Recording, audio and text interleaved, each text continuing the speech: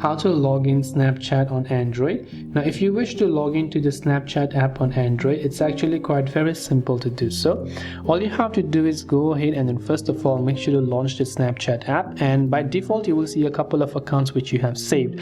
If you don't have an account, you can tap the sign in button. If these are not the account, you can tap on switch account, and another account you can add by using their username or email or your password, and then tap on the login button. And once you've done that, you'll be able to log in. In case you forgot your password, you can tap on forgot password button. Otherwise, if you know your account details, then you can tap on the login button directly and you'll be successfully logged into your Snapchat account on Android.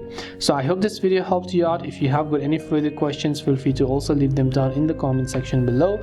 As always, thank you very much for watching till the end of this tutorial, and see you soon as always in our next video.